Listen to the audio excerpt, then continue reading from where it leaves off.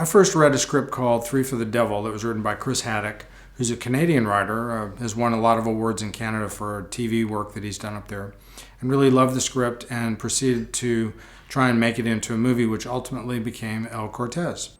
One of the reasons I was attracted to the script was the characters I felt were really well drawn and unusual, and also there was a kind of a layer to the characters.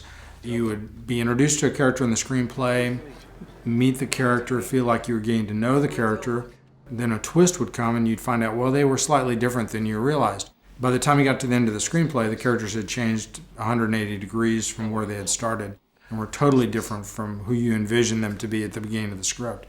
There's 3 phases to a movie.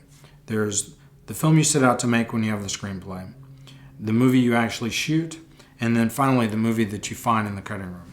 There were certain logistics in the script that we had to work out. One was we needed a staircase and an elevator that were side by side, and they both had to empty onto the lobby within sight of the front desk.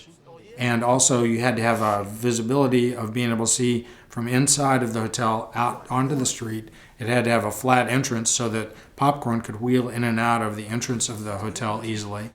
And the Hotel El Cortez had all of these things and more. Plus they had such great architecture, it really led itself to a film noir. When you're on a location, the rooms get really small quickly, especially once you put a film crew inside a room. Pretty soon there's no room for the camera or the actors. By building sets, we're able to control our days.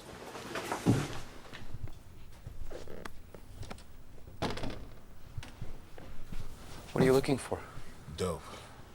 A little trip the other day, we think he went south. Some arrangements. Now he's waiting on delivery. Come on, don't make a mess. A prime example of that, it's night at the Hotel El Cortez. Manny's working the desk. He has just helped repair the radiator in Theta's room. Theta is played by Tracy Middendorf. And so the back office that she's taken a nap in is actually on a soundstage in Los Angeles.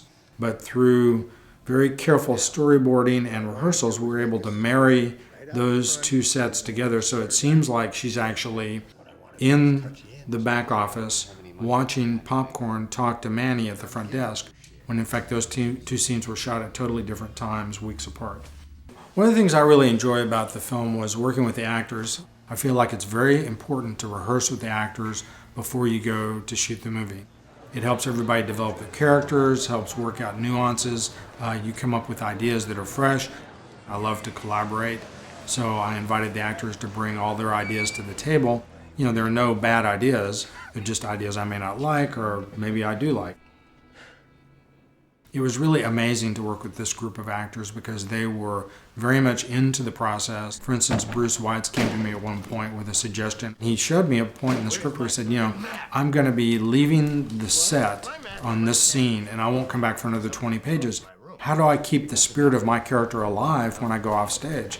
Which I felt was really a great observation, something that I had neglected to notice in the screenplay. Same thing with Tracy. She brought me a lot of really interesting ideas, most of which we used because they were such brilliant ideas. And of course, Lou, his interpretation of the character was very interesting. He did a lot of research and went out and videotaped different people and took his character in a direction that I didn't envision, but I thought was great. Peter Onorati, same thing. He went out and did a bunch of research on his character, and Glenn Plummer brought a lot of real-world experience to his character, which was really fascinating. How they would shoot heroin and stuff like that, which proved handy in one of our scenes. And of course, the cool thing about working with James McDaniel is, he's the consummate professional. He is totally prepared and was always looking to explore his character and to expand it and to bring nuance to his character because, for him it was a change of pace. I just felt like his character is one of the more interesting characters in the movie. Arnie's been a very, very bad boy. Ooh, I need some, baby. I need it. Peter, James, Bruce, Glenn, Tracy, and Lou were all just a joy to work with and a lot of fun to collaborate with.